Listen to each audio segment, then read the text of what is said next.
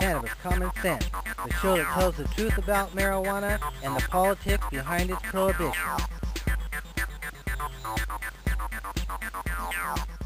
Hello and welcome to another exciting, slightly delayed edition of Cannabis Common Sense.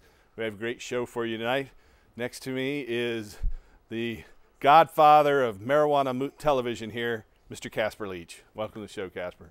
Standing by in the wings is Mr. John Cornett, ready to bring some more groovy cannabis music to you and us. We're grateful for that. Thank you. And we have some hemp news. So stay tuned as we bring on our infamous dancing cannabis leaves. Ta-da.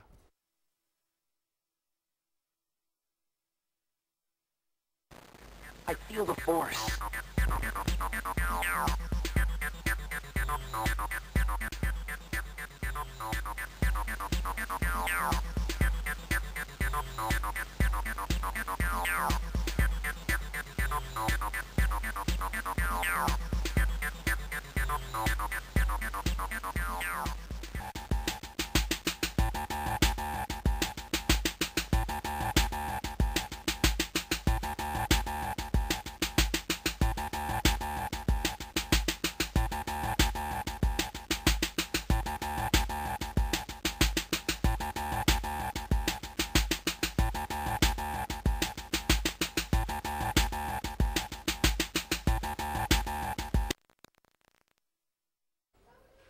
All right. Tonight's first story is from our nation's capital, the District of Columbia, Washington, D.C. Loretta Lynch, President Obama's nominee for Attorney General, head of the Justice Department of the United States, disagrees with Obama on marijuana. That cannabis is safer than alcohol might have been the most controversial thing that the nominee said during her confirmation hearing a couple of days ago on Wednesday. Polls show large majorities of Americans believe that alcohol is more dangerous than marijuana. They're right as a matter of medical science. Repeatedly, we've noted that alcohol is a very dangerous drug, both to users and to the people around them, and government statistics reflect the fact that marijuana is much safer. That's not to say it's safe particularly for adolescents, but Lynch appears to be overstating cannabis's dangers. This is important because as Attorney General, she has the authority to remove marijuana from its status as a Schedule I drug, the most dangerous classification of drugs. Doing so would give researchers a chance to study cannabis very carefully and figure out whether it's possible to safely and effectively prescribe it for medical purposes. Of course, we know that it is, but that's the story. Okay, down in California, the residency requirement for legally getting a medical marijuana authorization in California doesn't really exist, according to at least two Bay Area lawyers who say the industry is misinterpreting the state law. Veteran cannabis lawyer William Panzer on Thursday confirmed the contents of a talk given by another attorney, Lauren Vasquez, to a group of entrepreneurs last week on January 22nd, according to a report in the San Francisco Gate.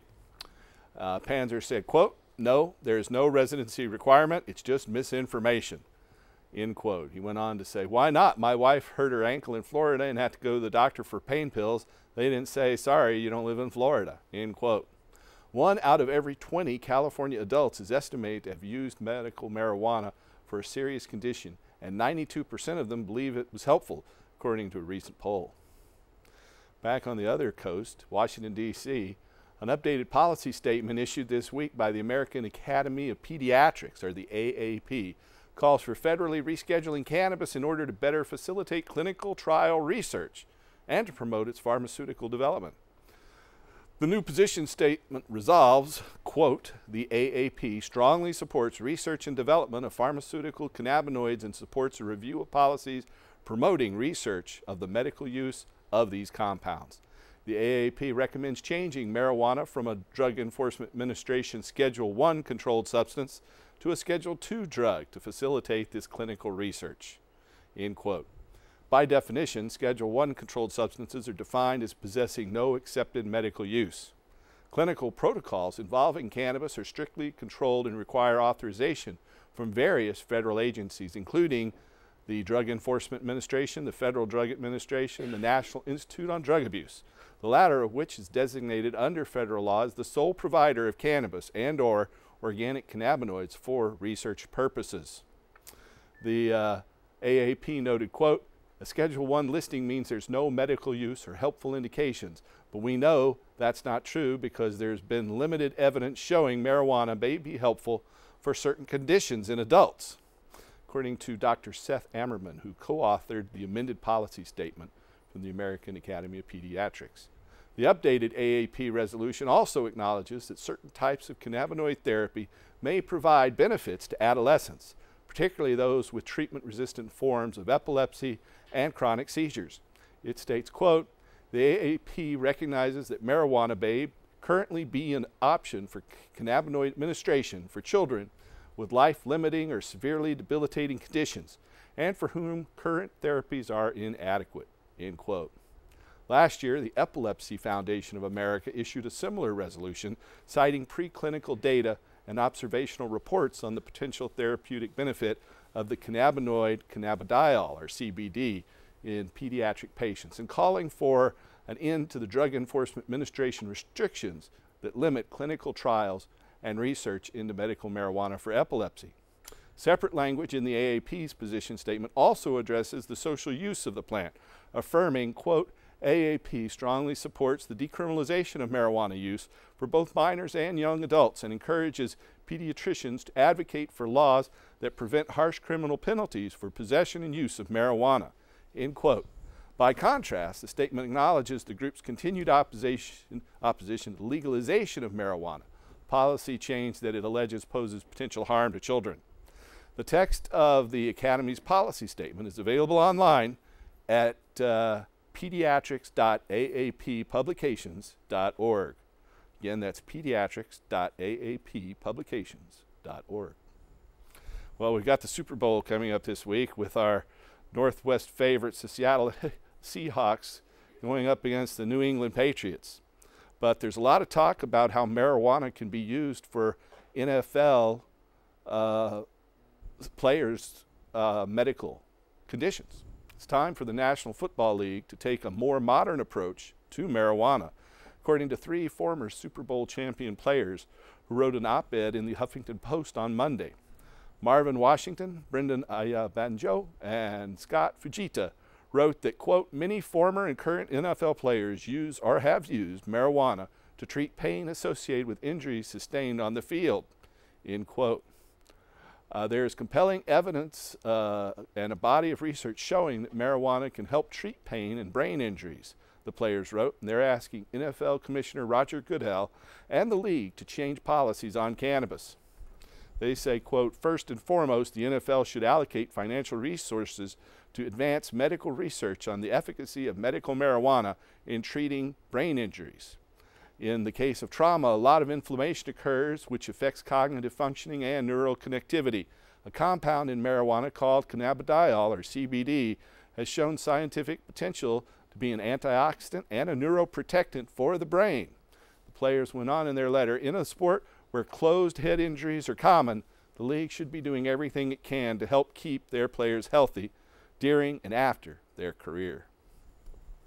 Down in the Caribbean, with marijuana legalization gaining momentum in Jamaica, the United States federal government has indicated it is uncomfortable with the idea. Such a move could increase the flow of ganja from Jamaica to the United States, according to William Brownfield, the Assistant Secretary of the Bureau of International Narcotics and Law Enforcement Affairs, according to a report this week in the Jamaican Observer. Brownfield, the U.S. NARC, was responding to a question about last Friday's tabling of the Dangerous Drugs Act of 2015 in the Jamaican Senate, which would decriminalize marijuana for medical, religious, and personal uses. The possession of small amounts of cannabis or ganja, 2 ounces or less, would become a non-arrestable offense. According to what Brownfield told the reporters earlier this week, he said, quote, "With or without the legalization of ganja, the decriminalization of ganja, the importation of ganja into the United States remains against law, and the issue then is how much impact will legalization or decriminalization have on that?" And then Brownfield went on. And I can assure you that from the U.S. side, we will continue to pursue maximum efforts to prevent any import in the United States, and we will request and expect complete cooperation from law enforcement authorities of the government of Jamaica in eliminating this sort of trafficking, end quote. Sounds like a narc. All right. Across the river in Washington State, Seattle area medical marijuana patients will soon be able to buy marijuana from a vending machine. It's the very first age-verifying, climate-controlled, self-service dispensary, according to American Green, the manufacturers of the Zaz marijuana machine. The machine is scheduled to debut on Tuesday, February 3rd, at Seattle Caregivers, a medical marijuana dispensary. Seattle Caregivers is located at 1207 South Jackson Street in Seattle. Marijuana flowers, edibles, and other merchandise will be dispensed from the machine after age and identity verification via scanner, according to the company. Well, Portland's own Representative Earl Blumenauer on Thursday sent a letter to the Federal Deposit Insurance Corporation, or FDIC, Chairman Martin Grunberg, asking for clarification on what guidance the FDIC provides to banks who offer financial services to marijuana-related businesses, and what role, if any, the FDIC played in M-Bank's, a Portland area business, decision to abruptly suspend operations in Colorado. Last week, M-Bank publicly announced it would offer banking services to marijuana businesses in Colorado, only to abruptly reverse course a week later. A Denver Post article from January 26 cites industry insiders familiar with the situation, claiming the FDIC stepped in to warn M-Bank executives that their actions were, quote, too risky, end quote. If this assertion's accurate, Representative Blumenauer, who founded a marijuana working group in Congress and represents our fair city, Portland, Oregon, River City, is demanding answers as to why this is the case. Blumenauer is leading the effort in Congress to reform our outdated federal marijuana laws, which includes banking regulations. According to Blumenauer's letter, he said, quote, having the FDIC clarify how it assesses risk and gives guidance, and how that aligns with guidance given by the United States Department of Justice and the U.S. Department of Treasury, is important if we're going to have a stable and transparent financial system that provides much-needed banking services to marijuana businesses, end quote. Hear, hear, Congressman Blumenauer. I'm so happy I could vote for you. And it was great having you at our event last year at the Global Marijuana March here in Portland. Speaking of here in Oregon, Oregon voters, a whopping 56% of them, approved Measure 91, which legalized marijuana last November, and up to a half pound of it at home. But now our governor, John Kitzhaber, who's not been very nice to me, I might say, has apparently decided he knows better than voters, and on Tuesday he indicated he might ask the legislature to set lower limits. Kitzhaber claimed he had many concerns about the voter-approved initiative, questioning the logic of allowing adults to possess 8 ounces of cannabis at home, yet just 1 ounce in public. He said, quote, the amount you can actually grow in home grow operations seems to me to exceed the amount that you're supposed to have legally. Kitzhaber went on, I don't know how you're going to enforce that. Well, he's a doctor. He should go back to medicine. Kitzhaber did not say what kind of possession limits he'd like to see. You know, we have a little video clip about our misguided, ignorant, and hypocritical pot-smoking governor who has a pot-smoking girlfriend. And we're going to run that video clip right now. Nice, nice. Here it comes.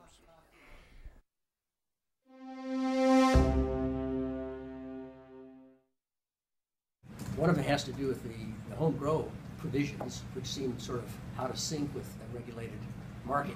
The amount you can actually grow in a home grow operation seems to me to exceed the amount that you're supposed to be able to have legally. I don't know how you enforce that, whether you right now could be out just out in your yard. So there's some real questions, some definitional questions there. I'm concerned about law enforcement. You know, one of the reasons that I had recommended during the campaign, obviously not particularly effectively, that we wait a couple of years and learn what we can learn from Colorado and Washington is that, you know, there's no breathalyzer test for driving under the influence of marijuana. And so how do you actually enforce this on the roads? And do we're completely understaffed in terms of the state police highway patrol function right now. You got parts of Southern Oregon that don't really have any effective law enforcement. So that's another big concern. And I guess the third concern is how do you set up a framework that forces most of the activity into the regulated market, right? And reduces the black market. So this is going to be a really important conversation to make sure that we do this as best as we can here in the state of Oregon, and I want to be an active part of that conversation. You ignorant, stupid hypocrite. You know, 8 ounces is not very much marijuana, and marijuana is harmless. And if there was any danger with marijuana and driving, we would see it, but we haven't. We see dangers with alcohol and driving. And the governor, back off. Anyway, possession limits were deliberately set higher at home to allow adults to grow their own marijuana and make concentrates and edibles. Just like the home brewing of beer and home making of wine, you need to have responsible rules for personal cultivators and hobbyists who want to produce their own marijuana. We did that in Measure 91. We knew what we were doing. You don't know what you're doing, so back off. Okay. So, and you can come torture me some more. What's that, Casper? Offer to help his girlfriend with her garden. I can teach your girlfriend how to grow, but you're going to have more than an ounce of plant with my plants. We have Mr. John Cornett here ready to sing a song. Thank you, John. You're welcome, and it's all about Metaganja. A rose by any name is still a rose.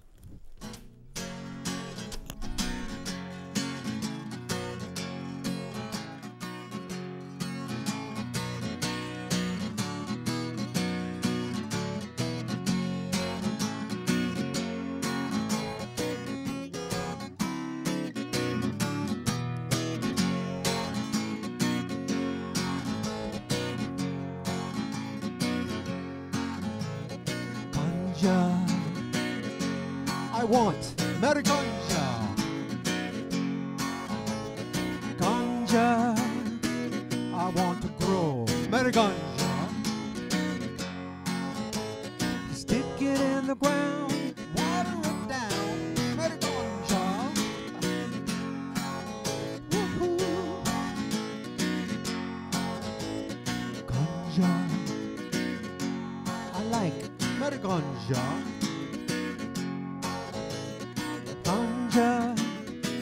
I like to use Metaganja. It's renewable energy, fine clothes for you and me, Metaganja. Woohoo!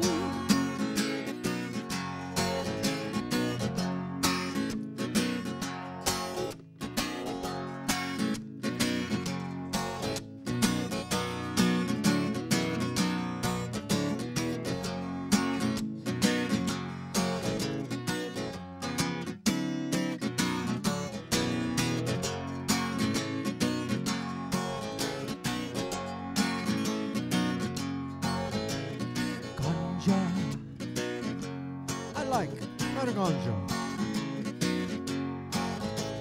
Ganja, I like to use Metaganja. For food or medicine, prohibition must end. Metaganja. Woohoo. Ganja, I want Metaganja. Ganja, I want to use Metaganja. Sometimes we get high, sometimes we do get high. Metaganja.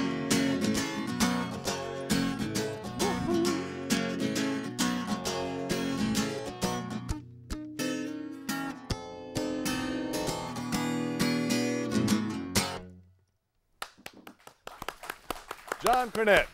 You look like you're having fun with that, John. That's good. That's good. Welcome back, Casper, and welcome to you viewers.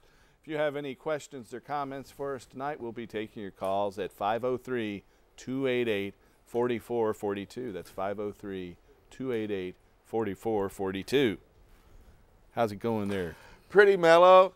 I am stunned that 2 acts of mental deficiency that have occurred this week. One you spoke about in the news, the lady Loretta Swift. What's her name? Loretta something. Yeah, who's Lynch. Lynch. How can you, please tell me, how can you come out publicly and say all those stupid things that you've said? You know, she's going to get the job of your buddy. I know, that's what's got me worried. And I don't think I can get her high enough to calm her down. But I mean, you've already heard everybody around you talk about paper, fiber, fuel, medicine. You've watched state after state tell the nation that it's going to be medical marijuana and we're going to grow this crop as an industrial crop to create different products and jobs with. And yet you march down to the Senate as if you're all knowing and all intelligent and sit down and open your mouth and that stupid bravado spills out. Seriously? I am hoping that she is just saying that so she can get nominated through the Republican-held Senate. You know, I'm hoping that she's actually a little bit smarter than that statement would indicate. Well, and that she's just saying that because she knows that's what you have to say to get approved by the United States Congress. And if she said, yeah, I think marijuana should be legal, you know, half the Republicans would be wanting her blood. She'd never get it. I know 7 patients in hospitals who are brain dead who are smarter than her if she continues in that manner. Then the other act of mental deficiency is this really intelligent member of our military up in Seattle who has announced to businesses around the community that if they sell any marijuana to the military, that business is acting against law. Really? So that means everybody who's got a short haircut and walks really butch is going to not get marijuana from my business? Good Lord. That's going to rule out a lot of people. Seriously?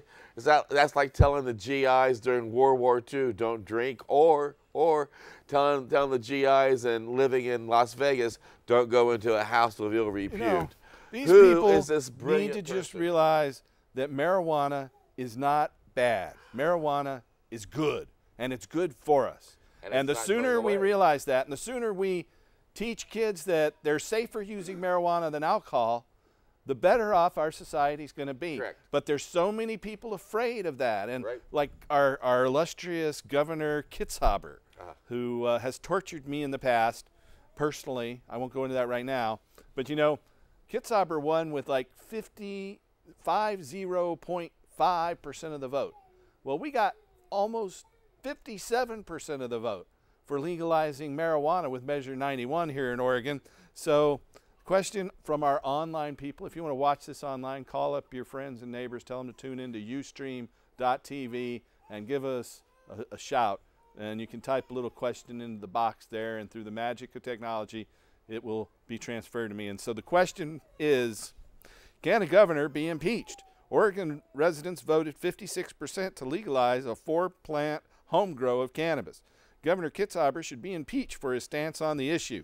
He tried in 1997 to make us criminals. Now that history, Governor Kitzhaber signed a bill to recriminalize the simple possession of less than an ounce of marijuana in 1997, and we have to go and raise 100,000 signatures to stop that law from going into effect.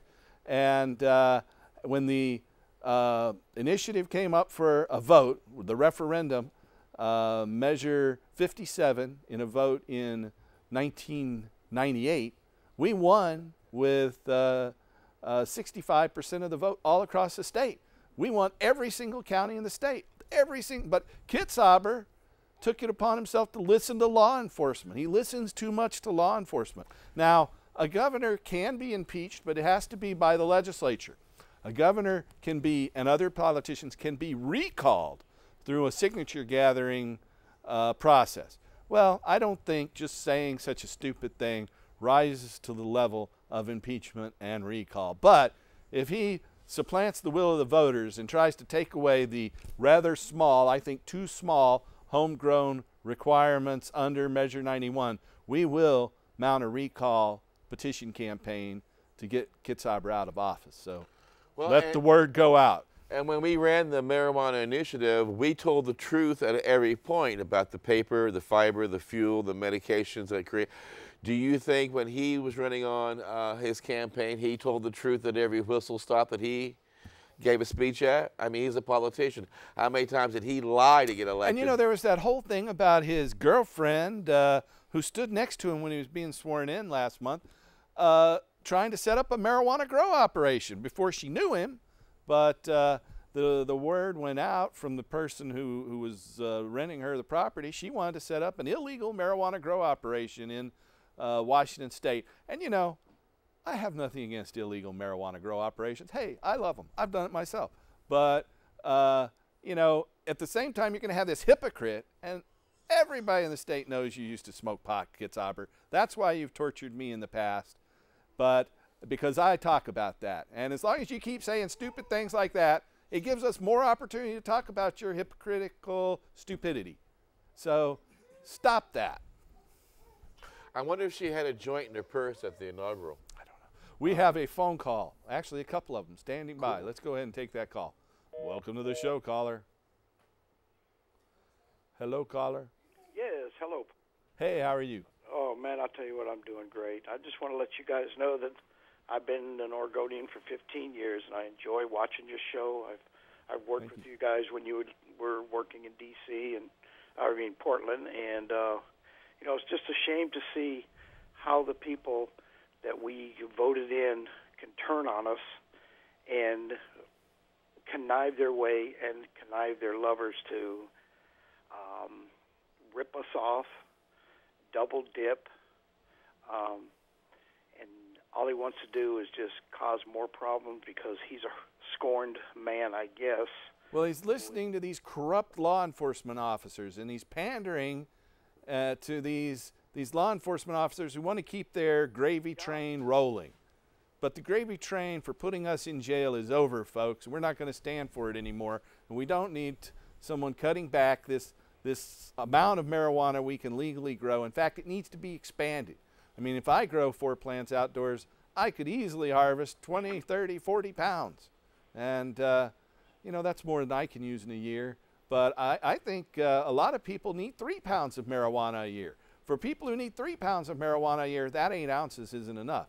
So we need to change the law. We need to increase the amount that people can grow and keep themselves. You know, in Colorado, they allow people to grow 6 plants and keep whatever those 6 plants produces. There's no limit. It's just what those 6 plants produced. It doesn't cause any problems there. Across the river in Washington State, they don't allow them to grow any at all. And that's causing real problems. Marijuana is being sold in those recreational stores in Washington for $700 to $900 an ounce, where on the black market, it's going for $2 or $3. So the only way we're going to free cannabis is to make cannabis cheap and plentiful. The price has to come down. The tax that we have in Oregon, it's much less than the tax in Washington and Colorado, but still $35 an ounce is not a cheap tax. It seems cheap in comparison to Washington and Colorado, but when the price of marijuana drops down to $300 or $400 a pound, that tax of $550 an ounce is going to be a big money maker and seem pretty big in a few years. Well, you know that everybody's hands are being greased when it comes to when it becomes to a politician getting anything, no matter what state or what they're running for. So they don't want us to have rights or freedom. They just want us to be controlled, and they want to be the controllers. And, you know, them days are over. They need to grow up and leave us alone. We're adults, and we should have the choice to what we want to do and what we want to grow and what we want to intake. Yeah. So exactly. Marijuana prohibition. Marijuana prohibition has always been about lies, about money. It was never about drugs. Drugs were just a smoke screen. And it's about power, control, and the continued centralization of economic and political control in this country. And we've turned the clock. We're coming out of the closet. We're not going back. Thank you. We'll keep changing the laws. And it's the people that are fighting against it that, you know, speaks the loudest. Just a little list. Here we are trying to create new jobs and a stronger tax base for our community. And by ending the prohibition, we will take the money out of the pockets of those who are building an income out of the prison industry and building an income out of the court system and building an income out of forfeiture. and they'll have to lay off guards. They'll have to lay off police force. They'll have to cut back on the amount of drug cases that are going through the courts. So that means there's less money in there to provide for court personnel. And instead, we'll be hiring people to create fabrics and to create oils and to create all types of wonderful products out of this plant. And we'll be creating a different type of economic base that won't include them. And that in and of itself has them terrified. Hear, hear. That's Okay. exactly right. And, you know, they just need to leave us alone and let us enjoy what life and what life is all about. And if that's what we want and enjoy, leave us alone. Thank you very much. Thanks for calling. Bye. We have another caller out there. Welcome to the show, caller. Hello? Hello. That's you. Yeah, Paul. Yes. Short question. Go right ahead. I'm a card holder, and I'm going to be traveling to Hawaii. Is there any restrictions as far as taking it on the plane or taking it to Hawaii? I'm not sure. You know, you can go over there with marijuana, but when you land, you are not covered by Hawaii's medical marijuana law.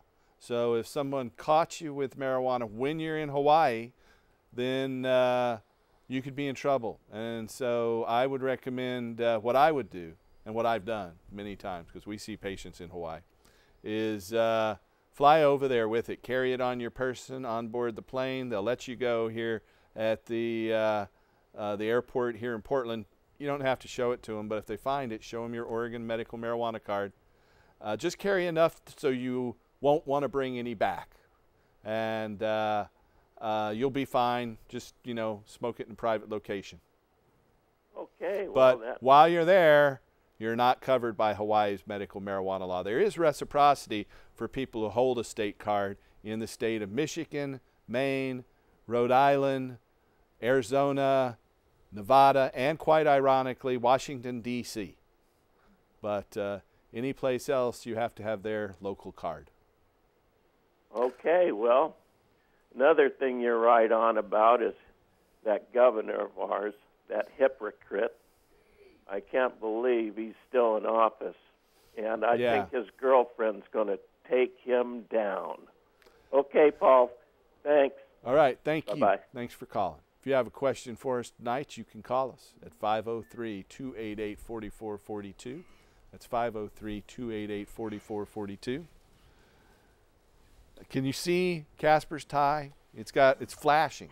Maybe we can get camera 2 to close in on Casper's little bow tie there. He's gone in. He wants to be like Representative Earl Blumenauer. My hero. He's got a marijuana bow tie now and this little flashy tie. You know. Okay, we've got another phone call. My hero. Welcome to the show, caller. Hi. Howdy. This call is in reference to the previous caller about Hawaii. Yes. I have a permit in Hawaii and in Oregon. Blue card. So I'm covered. But the law there is very different than the law is here. You know, actually the law in Hawaii was passed by the Hawaii legislature, and it was based on Oregon's old law. Now, back in 2005, the Oregon legislature changed the law from the 3-ounce, 7-plant limit to 24 ounces and 24 plants. But Hawaii's law was actually based on Oregon's law. But one of the worst things about Hawaii's law is it set it up under the narcotics police, the Narcotics Enforcement Division.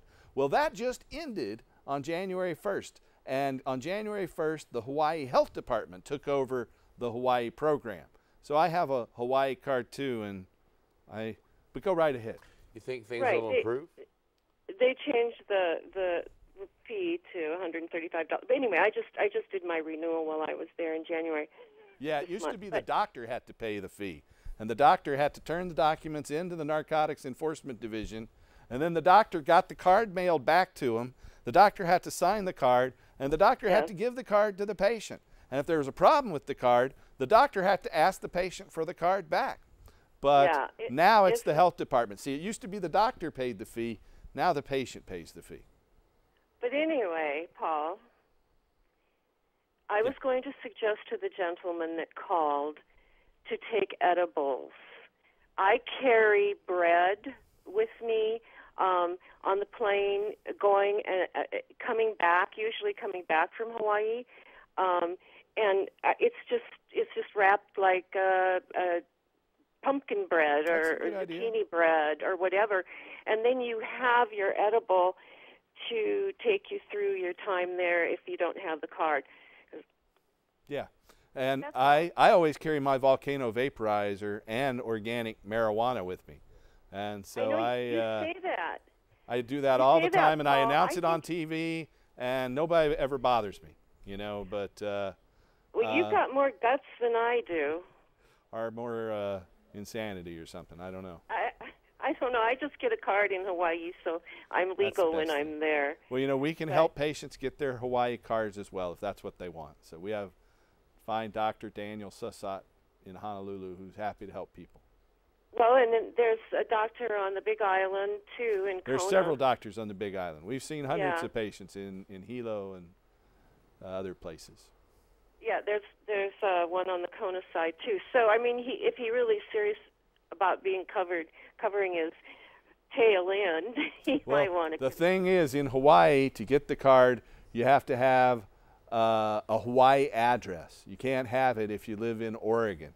Unlike Oregon's card, where you can get an Oregon card and it's regardless of where you live in the United States. Oregon's the only state that will issue a card, a state-issued card, to an out-of-state resident. But in Hawaii, I have a very good friend of mine who lives there, and I have a Hawaii driver's license too, so that's how I got my Hawaii Blue card. They also will take a passport, but you need to have a local address to mail to. Yes, you're right. Yeah. Yeah, you're right. Yeah, we've helped thousands of patients in Hawaii and I since did use my 2004. passport, so I didn't need a Hawaii driver's license. Yeah, we've been helping patients in Hawaii since 2004 for about 11 years now. Well, thanks for all you do, Paul. I was trying to remember. Oh, go ahead. I'm sorry. No, I didn't say anything. Oh, this time delay is so confusing, especially when you've been partaking. Thanks for all you do, guys. Have a good night. You're welcome.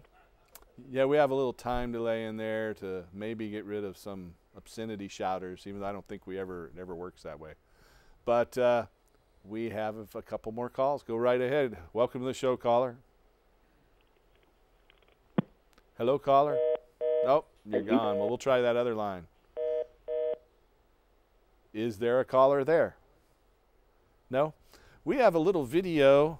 Our former host and the first medical marijuana doctor here in the state of Oregon, Dr. Philip Levesque, is having some medical challenges. So we want to say hi out there to Dr. Levesque and hang in there. Dr. Levesque is now 92 years old. He broke his femur very close to his hip. He's had surgery on that a few times. It's caused problem. But here's a little video tribute we put together for our friend. Well, I think it's very interesting that we know from historical records that cannabis has been used for literally thousands of years, and nobody has ever reported any bad effects from the use of it. Yeah. And when you compare that to tobacco or to alcohol, there's absolutely no comparison between tobacco, alcohol, and marijuana. There's just absolutely none whatsoever. And the statement that marijuana is a gateway drug to heroin or cocaine or whatever, this was verbally thrashed by the Institute of Medicine that said there was no evidence whatsoever that this was the case. So I think the main thing that we're doing is supporting General McCafferty and a whole bunch of DEA agents who are making very high salaries and don't want to give up the game, as you might say. So the people that are making money on the marijuana issue are the DEA agents.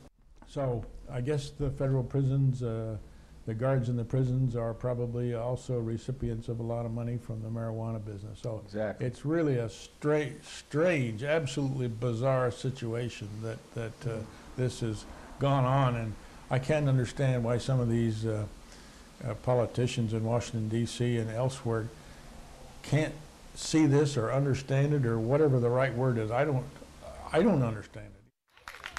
I was a battalion scout and point man, and any of you guys are veterans, you know what the hell a point man means. The life expectancy is about 30 minutes or so, something like that. And I was in a war history writing class with about 10 Vietnam guys, and I told them that I was a point man and scout. They says, "Oh, no, you weren't." And I says, "God damn it, yes, I was." And they said, "Nah, you weren't. If you were, you'd be dead."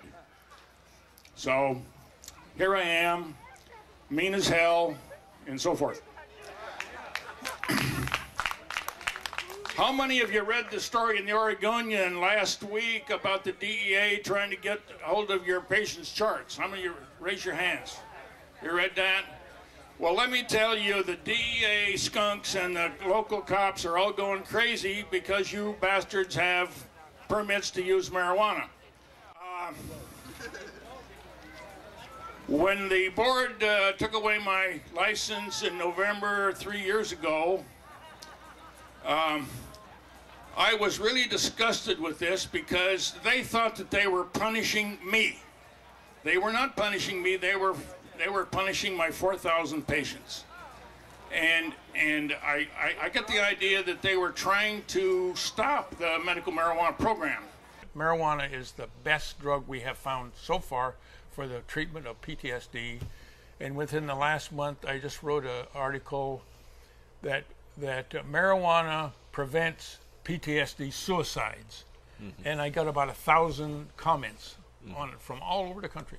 Well, you know, I was in the military, but I didn't see combat. But I do know, as a marijuana user, that when I smoke marijuana, I don't have dreams. Yeah. And when I quit using marijuana after a couple of days, I start to have some very vivid dreams. Yeah. So obviously, the use of marijuana will help. That is one of the worst symptoms of PTSD, and you probably wouldn't imagine what the second most important symptom is. What's that? Not being able to talk about what was your worst experience. Tell me about your worst experience. Bam! Just like so, did you feel that way after World War II? I know you went through a lot of very traumatic experiences in fighting your way into Germany and meeting up with the Russians there. My first day, I was committed to combat. I got in an artillery barrage that just blew the hell out of this little town where I was.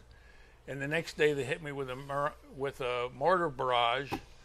And when we crossed the Rhine River, I got strafed by German planes. I got strafed by American planes. We lost 150 men in less than an hour. Out of how many? 150 out of our battalion.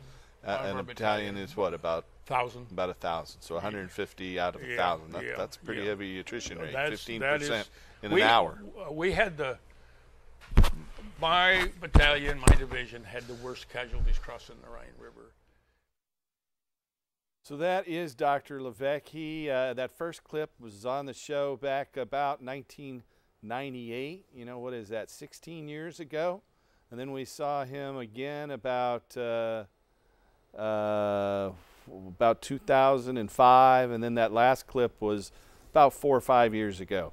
And so our prayers and thoughts go out to Dr. Levesque. I first met Dr. Levesque at a filming at the ABC affiliate Channel 2, KATU, of a TV show called Town Hall. And so I went into this group, and I was in the hot seat in the center. This was just before the vote on medical marijuana in 1998 and the recrim vote. We wanted people to vote no on recriminalization, 57, and yes on medical marijuana, ballot initiative 67. And we won both of those.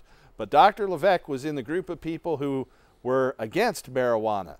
And when he stood up and said, you know, I taught pharmacology and toxicology at 10 different medical schools, and marijuana has never killed anyone in recorded history, I knew we needed to talk to him. As soon as that show was over, I went to him, and he came on and co-hosted this show, Cannabis Common Sense, from 1998, about November of 1998, until about 2005. And he also was a chief petitioner on earlier versions of the Oregon Cannabis Tax Act to legalize marijuana here in Oregon. We didn't make the ballot back then, but he was a very effective spokesperson. I want to say thank you, Dr. Levesque, and we're proud to know you and hope to have you back on the show sometime soon. But we're glad to have you on tonight. And so, Casper, you want to tell people about your nifty radio network? We are a growing group of people dedicated to ending prohibition, and we are making a noise all around the world at timeforhemp.com. It is the Time for Hemp Global Broadcasting Network. And we have groovy people like Judge James Gray on the network, and we've got Chris Conrad that does a show. Paul's program that we do tonight also broadcasts there. I do a show on the network. And we are heard on iTunes and iHeart and Tumblr and SoundCloud. And we're going to be putting out a video channel on the Roku network here in another week. We're going to be getting that launched out. And we are just making all kinds of noise about the need to end prohibition. We cover it from all aspects. We've got comedy and music on there. We got Terry Joyce, who goes outside the box with some of the content that she brings to her show. And then we've got content from all around the world. Al Graham's on from Canada. We've got hosts on from different parts of Europe as well. You have some foreign language programs too. We do have some foreign language programs. They are right now in hiatus, so they are enjoying holiday. But we are dedicated to ending prohibition in every part of the world. Please share us with your friends. Timeforhemp.com. We have an app in the Google Store and lots of free MP3s to download and share with your friends. You know, we also have a website out there. It's hemp.org, and if you go to hemp.org/news, we have dozens of news stories, 40 or 50 each week that we put up there, including some of them I featured at the beginning of this TV show. But we have that in English at hemp.org/news. It's also now coming to you in Spanish at hemp.org/noticias. And so we're branching out globally as well. And we've legalized marijuana here in Oregon.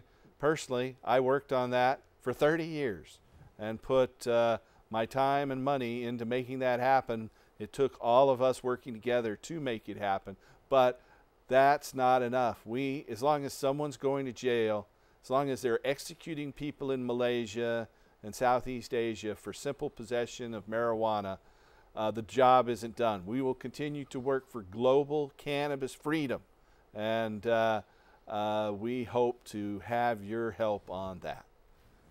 So we are about done. We have Mr. John Cornett standing by in the wings. I also want to say that if you or a loved one needs help with a doctor to get a medical marijuana permit, whether it be in Hawaii, Michigan, Maine, all across the United States, you can call us at 1-800-723-0188.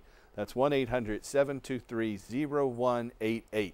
Our doctors are standing by, and we'll be happy to help you get a medical marijuana card. We've seen patients in over 60 cities here in the United States, and we'd be happy to help you. If you're here in the Portland area, you can call us locally at 503-281-5100. I want to thank all you guys for watching. Thank you, Casper. Thank you, John. Thank you, viewers. Tune in next week and help us restore hemp.